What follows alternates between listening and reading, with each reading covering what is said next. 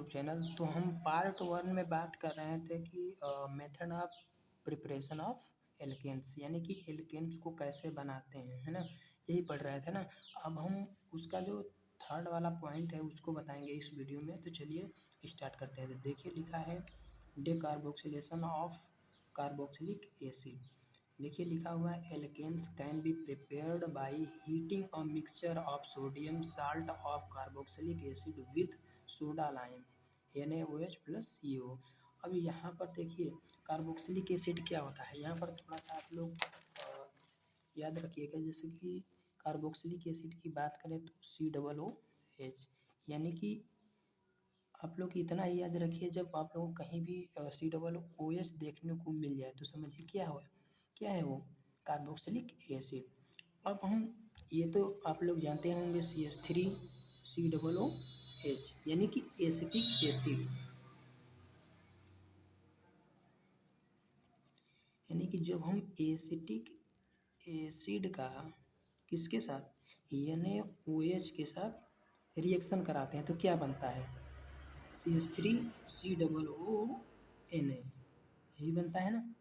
तो जब हम किसके साथ CH3COO प्लस NaOH के साथ रिएक्ट कराते हैं तो क्या बनता है ये CH3COONA, है ना। तो देखिए यहाँ पे alkanes can be prepared by heating a mixture of sodium salt of carboxylic acid with soda lime NaOH plus CO। अब सोडा लाइम क्या होता है, सोडा लाइम देखिए NaOH प्लस CO का एक कॉम्बिनेशन होता है, इसे ही हम बोलते हैं सोडा लाइम, है ना। अब देखिए यहाँ पर देखिए, यहाँ पर क्या है सोडियम एसीटेट है CH3COO Na प्लस NaOH। यहाँ पे देखिए CH3 लिखा हुआ है, यहाँ से एक हाइड्रोजन यहाँ पे ऐड होगा, यानी कि CH4 हो जाएगा। यहाँ पे देखिए CH4 हो गया, एक हाइड्रोजन यहाँ पे आके ऐड हो गया, है ना। अब देखिए यहाँ पे 2 Na हैं, एक ये दे एक ये, तो ये मिलकर कितने N हो गए, ये नहीं हो गए तो Na2 हो गए, है ना, 2 Na हो गए, यानी कि Na2 ये दे। अब C है तो C को लिख लेते हैं उसी तरह, ठीक है। अब O कितने हैं, 2 यहाँ पे हो गए और एक ये, तो ये मिलकर कितने वो हो गए 3, यानी कि CO3 हो गए, है ना। तो जब हम सोडियम एसीटेट को इसके सोडा लाइम के प्रेजेंस में हम क्या करते हैं, हीट करते हैं। ये आप लोगों को कहीं भी दिख जाए तो समझिए, ये सिंबल दिख जाए तो समझिए कि हीट किया जा रहा है ना, ये हीटिंग का सिंबल हुआ है ना। तो इसकी प्रेजेंट में जब हम रिएक्ट कराते हैं तो हमारा क्या फॉर्मेशन होता है, मेथेन का, है ना, मेथेन बनता है। अब इसके बाद देखिए लिखा हुआ है हाइड्रोलिसिस ऑफ ग्रिग्नॉल्ट रिएजेंट, है ना, सबसे मोस्ट इम्पॉर्टेंट ये रिएक्शन है। तो hydrolysis of Grignard reagent it's alkane, है ना। अब देखिए यहाँ पर थोड़ा सा समझने वाला है, हाइड्रोलिसिस किसे कहते हैं, है ना।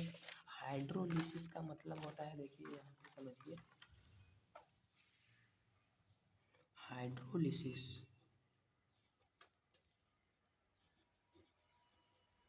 हाइड्रोलिसिस का मतलब होता है ब्रेक डाउन। हाइड्रोलिसिस का मतलब क्या होता है, ब्रेक डाउन, है ना।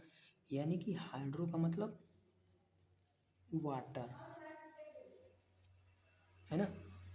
वाटर की प्रेजेंस में जब हम लोग क्या करते हैं, मेथाइल मैग्नीशियम आयोडाइड को क्या कराते हैं, रिएक्ट कराते हैं, तो क्या किसका फॉर्मेशन होता है, मेथेन का। देखिए यहाँ पर देखिए CH3 है ना, CH3 यानी कि एक हाइड्रोजन यहाँ पर ऐड होगा, है ना, तो CH4 हो जाएगा। और Mg के साथ आयोडो तो लगा हुआ है ना, आयोडीन तो लगा हुआ है। तो देखिए यहाँ पर एक हाइड्रोजन जुड़ा तो CH4 हो गया प्लस Mg। अब देखिए इसके साथ I लगा हुआ है, I लिखा हुआ है ना। अब देखिए यहाँ पर तो केवल OH बचा, यानी कि एक हाइड्रोजन, 2 हाइड्रोजन है यहाँ पे, एक हाइड्रोजन तो निकल चुका है, यहाँ पर ऐड हो चुका है।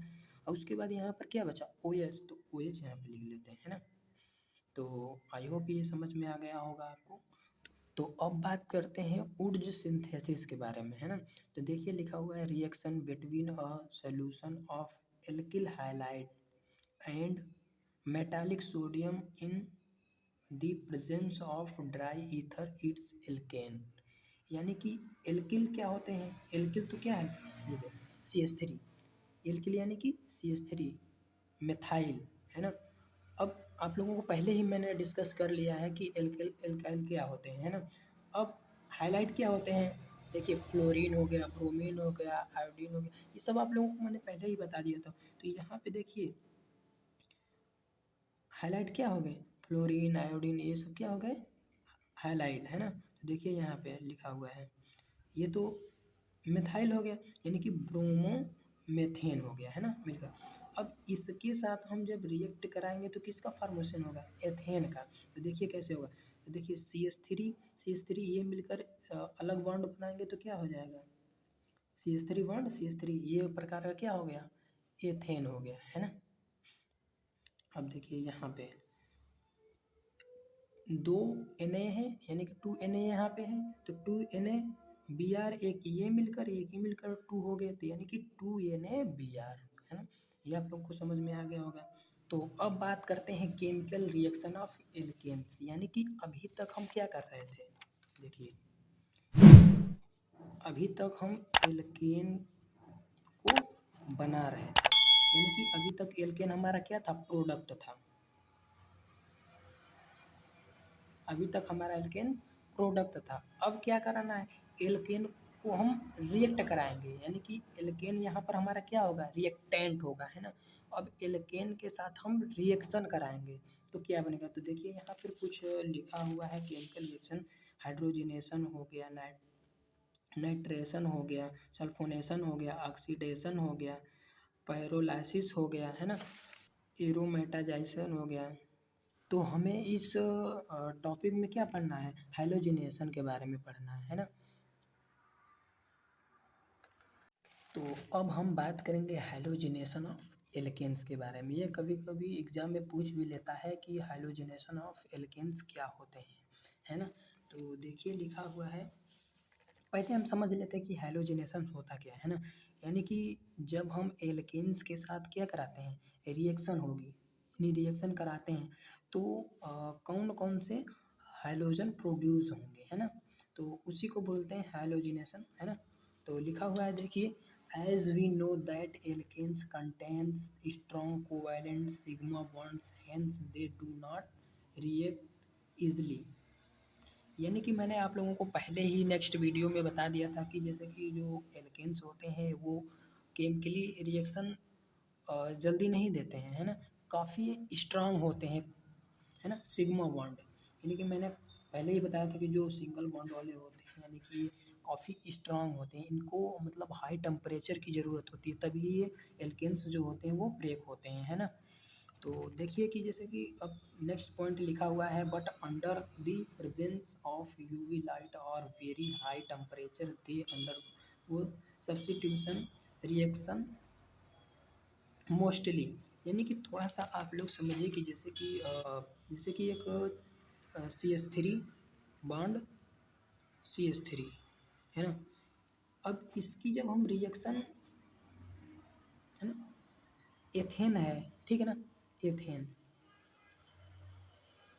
अब ये एथेन हो गया। अब इसको हम जब रिएक्शन कराएंगे तो इसको हम काफ़ी ज़्यादा 400 डिग्री सेल्सियस पर और 500 डिग्री सेल्सियस पर जब हम रिएक्शन कराते हैं तब जाकर हमारा ये एल्केन्स ब्रेक होता है ना, तब रिएक्शन देता है, यानी कि हाई टेम्परेचर पे, है ना। अब यहाँ पर देखिए लिखा हुआ है सब्स्टिट्यूशन, यानी कि सब्स्टिट्यूशन का मतलब क्या हो गया कि जैसे कि CH4 है, यहाँ पे CH4 प्लस Cl2, तो जो Cl2 होगा इसको क्या करेगा, CH4 को क्या करेगा, यहाँ पे क्या करेगा, सब्स्टिट्यूट करेगा, है ना। जैसे यहाँ पे समझिए जैसे कि ये मेथेन हो गया, है ना। अब इसका हम जनरल जैसे कि स्ट्रक्चर बनाते हैं तो C हो जाएगा, ये चारों तरफ क्या हो जाएगा, H हो जाएंगे, है ना, प्लस Cl बॉन्ड Cl। तो ये जो Cl है इसको क्या करेगा, सब्स्टिट्यूट करेगा, सब्सिट्यूट का मतलब क्या हो गया, यहाँ पे आ जाएगा, यानी कि क्या बनेगा, H बॉन्ड एच, यहाँ पर क्या Cl ऐड हो जाएगा, है ना। Cl ऐड यानी कि सब्सिट्यूट का मतलब क्या होता है, किसी को हटाकर खुद आकर जुड़ जाना, है ना। अब देखिए नेक्स्ट क्या लिखा हुआ है, Halogenation of alkenes can also be known as free radical substitution reaction in alkene। यानी कहने का मतलब है कि जो फ्री रेडिकल होते हैं वो एल्केन को क्या करते हैं, सब्स्टिट्यूट कर देते हैं। जैसे कि Cl हमारा एक प्रकार का सब्स्टिट्यूट है ना। जैसे कि थोड़ा सा ये अभी आप लोगों को समझ गया है क्या, देखिए थोड़ा सा समझ लीजिए यहाँ पे, जैसे CH4 है ना, एथेन, है ना, प्लस Cl2। अब यहाँ पर Cl2 क्या हो गया, सब्स्टिट्यूट हो गया, तो इसको क्या करेगा, ये सब्स्टिट्यूट करेगा। यानी कि Cl यहाँ पर क्यों लिए हैं, क्योंकि ये फास्ट रिएक्शन देता है ना।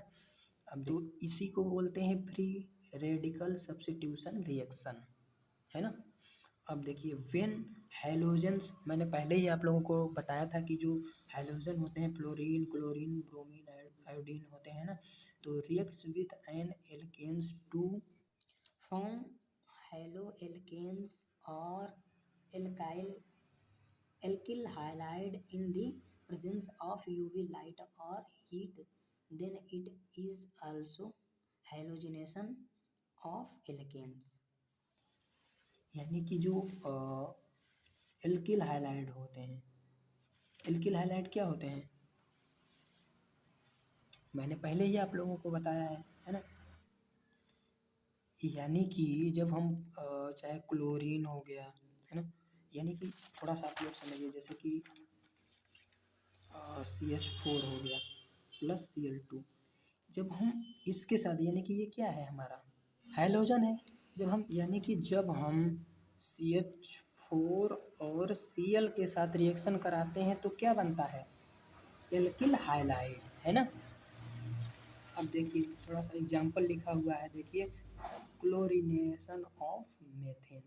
अभी मैं आप लोगों को इसी को समझाएंगे, क्लोरीनेशन ऑफ मेथेन क्या होते हैं, है ना। तो यहाँ पर देखिए जो हमारा CH4 है प्लस Cl2 है। अब मैंने आप लोगों को पहले ही बताया था कि जैसे देखिए जो हमारा CH4 था, यानी कि CH4 प्लस Cl2, है ना, यानी कि इसका स्ट्रक्चर बनाए तो ये H हो गया, ये H हो गया, इधर हो गया, है ना, प्लस Cl और Cl, यानी कि जो हमारा Cl था ये हाइड्रोजन की जगह आकर जुड़ गया था, है ना। तो क्या बना था, यानी कि H, यहाँ पर Cl आकर जुड़ गया था ना, तो Cl बचा। अब जो ये H है ना, ये H है तो ये इसके साथ ऐड हो जाएगा, यानी कि इसके साथ ऐड होगा, तो क्या बनेगा HCl। तो ये क्या हो गया, यानी कि ये हमारा क्या बनेगा CH3। अब ये जो Cl है ये इसी को लिख लेंगे, है ना, प्लस जो HCl है उसको लिख लेंगे। तो देखिए यही तो लिखा हुआ है आगे, देखिए यही तो लिखा हुआ है, ये देखिए, यानी कि जो Cl है ना, ये एक हाइड्रोजन के साथ जुड़ जाता है ना। अब जो Cl है एक इसके साथ जुड़ जा रहा है और हाइड्रोजन एक निकल जा रहा है जो कि HCl में ऐड होता है ना। तो इसको हम हीट करते हैं, है ना, यूवी लाइट के प्रेजेंट में जब हम हीट करते हैं तो क्या बनता है CH3Cl प्लस HCl, है ना। तो इसमें एक इम्पॉर्टेंट और भी बात है कि जैसे लिखा हुआ है दी reaction will not stop hair, it continues until all the hydrogen of alkanes methane is substituted with chlorine। यानी कि ये जो हमारा जो रिएक्शन होता है वो कंटिन्यूअस चलता रहता है कि जब तक कि ये हाइड्रोजन को रिमूव न कर दे और खुद आकर जब तक ये Cl ऐड ना हो जाए, है ना। तो देखिए यहाँ पर थोड़ा सा आप लोग समझिए, जैसे कि यहाँ पर CH3Cl प्लस Cl2 है ना।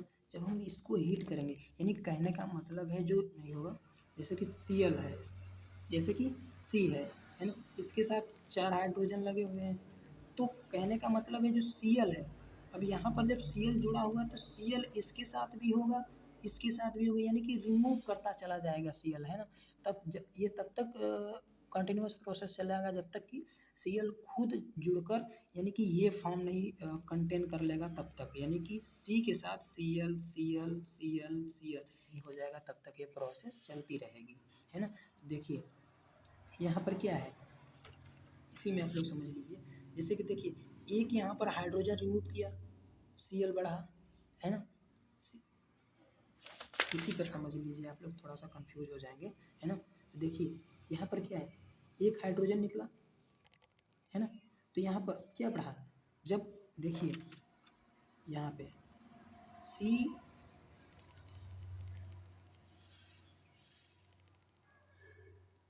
ये इतना ही लिखा हुआ है ना, और यहाँ पर Cl जुड़ा हुआ है, जब एक हाइड्रोजन जब निकलेगा यहाँ पे तो यहाँ पर क्या आ जाएगा, Cl आ जाएगा, तो क्या हो जाएगा Cl2, तो यहाँ पर क्या हो जाएगा Cl2, देखिए Cl2 लिखा हुआ है, प्लस HCl निकल जाएगा, है ना। अब इसके बाद देखिए इसी को हम ले लेंगे CH2Cl2, है ना, इसको जब हम हीट करेंगे तो देखिए यहाँ से और निकल जाएगा, यानी कि यहाँ भी आ जाएगा Cl, है ना, यहाँ पे Cl आ जाएगा, तो क्या हो जाएगा, यानी कि CHCl3 प्लस HCl, है ना। इसके बाद जब हम लेंगे HCl3 प्लस Cl2, ये Cl2 के प्रेजेंट में ही होता है ना। देखिए यहाँ पर क्या है, अब यहाँ पे जब यहाँ पर बचा हुआ था तो यहाँ भी क्या हो जाएगा Cl हो जाएगा, है ना। देखिए CCl3 प्लस HCl, देखिए आप थोड़ा सा इसमें आप लोग समझेंगे तो आप लोग समझ जाएंगे। देखिए यहाँ पे एक हाइड्रोजन रिमूव होगा तो क्या होगा, देखिए थोड़ा सा एक बार और समझ लीजिए आप लोग, जैसे कि C इसके साथ हाइड्रोजन लगे हुए हैं, है ना, यहाँ पर क्या जुड़ा हुआ है Cl, यानी कि यही तो लिखा हुआ है ये। अब यहाँ पर जब आएगा ये, यानी कि 2 बन जाएंगे तो क्या होगा H2 बचेगा, है ना, तो CH2Cl2 हो जाएगा, है ना, प्लस HCl। अब सेकेंड स्टेप में देखिए, सेकेंड स्टेप में जब Cl यहाँ भी जुड़ गया तो देखिए अब क्या करेगा, यहाँ भी आएगा एक और, है ना, तो CH Cl3 हो जाएगा, यानी कि Cl3 हो जाएंगे, है ना, यहाँ भी हो जाएगा, तो 1 2 3 यानी कि 3, है ना, प्लस HCl। अब पुनः लेंगे तो देखिए यहाँ पे भी Cl हो जाएगा, यानी कि ये बन जाएगा CCl4, है ना, CCl4 बन जाएगा, है ना, प्लस HCl। यहाँ पे थोड़ा सा रॉन्ग हो गया था, देखिए यहाँ पर CCl3 नहीं होगा, यहाँ पे 4 होगा, है ना, तो यहाँ पर क्या हो गया CCl4, है ना। जब हम हीट करेंगे तो हमारा क्या बनेगा ये। आई होप आप लोगों को ये समझ में आ गया होगा। तो अब यहाँ पर नेक्स्ट हम बात करेंगे मैकेनिज्म ऑफ हैलोजिनेशन, यानी कि देखिए लिखा हुआ है the halogenation of alkanes is a 3 step process via free radical formation. अभी हमने फ्री रेडिकल का ही डिस्कस किया था ना, तो बेसिकली इसमें फ्री रेडिकल के बारे में ही हमें डिस्कस करना है। तो देखिए free radicals are those substances that contain single unpair electron. यहाँ पे देखिए कि फ्री रेडिकल क्या होते हैं, एक छोटा सा आप लोग पॉइंट याद रखिए, जैसे कि फ्री रेडिकल क्या होते हैं, फ्री रेडिकल ऐसे सब्सटेंस होते हैं जिनके पास केवल सिंगल अनपेयर इलेक्ट्रॉन होते हैं, जैसे कि Cl हो गया, Cl के पास क्या है एक सिंगल अनपेयर इलेक्ट्रॉन है, तो ये क्या हो गया फ्री रेडिकल हो गया, है ना। अब ये नहीं कि Cl के पास 2 अनपेयर इलेक्ट्रॉन होगा, नहीं, केवल एक ही जब केवल अनपेयर इलेक्ट्रॉन होगा तो क्या होगा हमारा फ्री रेडिकल। आई होप आप लोगों ने फ्री रेडिकल समझ गए होंगे। तो बढ़ते हैं नेक्स्ट। तो these are the following three step, यानी कि इसके थ्री स्टेप होते हैं। चेन इनिटेशन होता है, चेन प्रोपागेशन होता है, चेन टर्मिनेशन होता है ना। तो अब हम इसको हम एक एक करके डिस्कस करेंगे कि चेन इनिटेशन हो क्या होता है ना, चेन प्रोपागेशन क्या होता है, चेन टर्मिनेशन क्या होता है। अब देखिए यहाँ पर लिखा है चेन इनिशिएशन स्टेप, यानी कि लिखा हुआ है in chain initiation step chlorine molecules gets splitted by homolytic fission to form chlorine free radical. अब इनिशिएशन का मतलब क्या होता है? इनिशिएशन का मतलब होता है इनिशिएट, यानी किसी चीज को स्टार्ट करना, है ना। अब देखिए यहाँ पर देखिए यही तो हो रहा था, सब्स्टिट्यूट इसी तो कर रहा था, यानी कि Cl जो था यही तो कर रहा था, इनिशिएट तो कर रहा था इसे, यानी कि H को रिमूव कर रहा था, है ना। तो वही तो यहाँ पर हो रहा है। देखिए जैसे कि यहाँ पर समझिए, यहाँ पर लिखा हुआ है Cl बॉन्ड Cl, तो Cl2 है ना। तो जब ये क्या होगा, होमोलाइटिक होमोलाइटिक फ्यूजन जब होगा तो ये जो है ये ब्रेक हो जाएगा, है ना। जब इस पर होमोलाइटिक होगा, फ्यूजन होगा, तो ये अभी तो ये ये क्या है, ये मॉलिक्यूल्स हैं, क्लोरीन मॉलिक्यूल्स है Cl2। अब यहाँ पर क्या है, देखिए जब ये होमोलाइटिक फ्यूजन जब होगा तो ये अलग हो जाएगा, यानी कि ये ऐसे ब्रेक हो जाएगा, यानी कि इसके साथ एक अनपेयर आ जाएगा और इसके पास एक अनपेयर इलेक्ट्रॉन आ जाएगा। देखिए Cl प्लस Cl, ये अनपेयर इलेक्ट्रॉन हो गया, इसी को हम बोलते हैं फ्री रेडिकल, है ना। देखिए अब यहाँ पे देखिए, अब देखिए यूवी लाइट के प्रेजेंट में जब हम इसको हीट करेंगे, देखिए अब तो अभी तो ये केवल क्लोरीन जैसे कि मॉलिक्यूल है। अब ये जब ये होमोलाइटिक फ्यूजन जब होगा तो ये क्या होगा, टूट जाएगा, इसके पास एक अनपेयर इलेक्ट्रॉन आ जाएगा, यानी कि देखिए यहाँ पे Cl, ये इलेक्ट्रॉन किस पर आ जाएगा, ये अनपेयर इलेक्ट्रॉन आ जाएगा इस पर, यानी Cl पर, और एक उस पर चला जाएगा, है ना। तो दोनों पर अनपेयर इलेक्ट्रॉन आ जाएंगे, है ना। तो देखिए यहाँ पे इसी को वही बोलते हैं फ्री रेडिकल। अब देखिए नेक्स्ट हम बात करते हैं चेन प्रोपागेशन स्टेप। प्रोपागेशन का मतलब होता है कि रिएक्शन को आगे बढ़ाना, है ना। तो देखिए लिखा हुआ है chain propagation is further divided into two step, यानी कि ये जो चेन प्रोपागेशन स्टेप है ये भी दो पार्ट में डिवाइडेड है ना, दो स्टेप में है। तो फर्स्ट स्टेप क्या है इसका, तो in first step chlorine free radical attacks on CH4 to produce methyl free radical, यानी कि जो हमारा इसका मेन प्रॉपर्टी ये होती है, ये खुद तो मतलब फ्री रेडिकल होते हैं और दूसरे को भी क्या करते हैं, फ्री रेडिकल बनाने की कोशिश करते हैं या फ्री रेडिकल में कन्वर्ट करते हैं, है ना। तो जैसे देखिए हम CH4 का जैसे कि हम स्ट्रक्चर बनाते हैं CH4, है ना। तो इसके चारों तरफ क्या होगा, हाइड्रोजन, है ना। अब यहाँ पे क्या है Cl, अब ये Cl क्या करेगा, इस पर अटैक करेगा, है ना। इसके पास ये तो अनफेयर सिंगल अनफेयर इलेक्ट्रॉन है, यानी कि फ्री रेडिकल है, ये है ना, है ये। लेकिन जब ये फ्री रेडिकल है तो ये क्या करेगा, इस पर क्या करेगा, अटैक करेगा इस पर। तो यहाँ पर क्या हो जाएगा, Cl हो जाएगा, यानी कि ये क्या बन जाएगा, HCH, यहाँ पर Cl हो जाएगा, है ना, HCl हो जाएगा, यहाँ पर अनफेयर इलेक्ट्रॉन आ जाएगा। तो क्या बनेगा, देखिए यहाँ पे लिखा हुआ है, देखिए अब ये जो है ये एरो तो इधर का ही लगेगा, क्योंकि अटैक तो Cl ही नहीं किया, Cl ही किया है, लेकिन हम एरो इधर का लगा रहे हैं क्योंकि हाइड्रोजन इधर ऐड हो रहा है ना। तो देखिए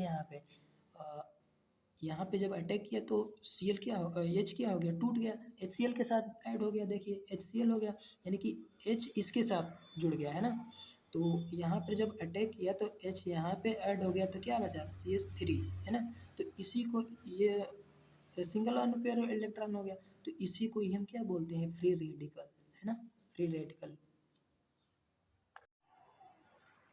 अब देखिए सेकंड स्टेप क्या है कि जैसे कि पहले वाले में तो फ्री रेडिकल था, लेकिन फ्री रेडिकल बन रहे थे, लेकिन इसमें क्या है, फ्री रेडिकल यानी कि जो बच गए थे, जैसे Cl2 है, ठीक है, तो कुछ तो इसमें से फ्री रेडिकल जैसे निकल गए, लेकिन कुछ Cl जो सी के साथ जुड़े हुए थे, है ना, तो कुछ बच गए थे, उसको क्या करता है ये फ्री रेडिकल में कन्वर्ट करता है।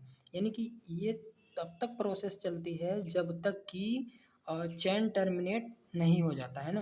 यानी कि अब चेन टर्मिनेशन स्टेप क्या होता है, चेन टर्मिनेशन स्टेप में देखिए लिखा हुआ है, in chain termination step all the free radicals combined or react with each other and no new free radical is formed, each tends the reaction towards end। यानी कहने का मतलब ये है कि इस चैन टर्मिनेशन स्टेप में ये होता है कि इसमें दोनों ही फ्री रेडिकल स्टेप होते हैं, यानी कि दोनों ही फ्री रेडिकल होंगे। देखिए ये ए भी फ्री रेडिकल है और ए भी फ्री रेडिकल है ना, तो इससे जो बनेगा कंपाउंड वो फ्री रेडिकल दोबारा नहीं हो सकता, दोबारा बन नहीं सकता है ना, केवल एक कंपाउंड बनेगा, दोबारा और फ्री रेडिकल नहीं बनेगा, है ना। तो आई होप आप लोगों को ये वीडियो पसंद आया होगा। तो चलिए मिलते हैं नेक्स्ट वीडियो में, तब तक के लिए थैंक यू।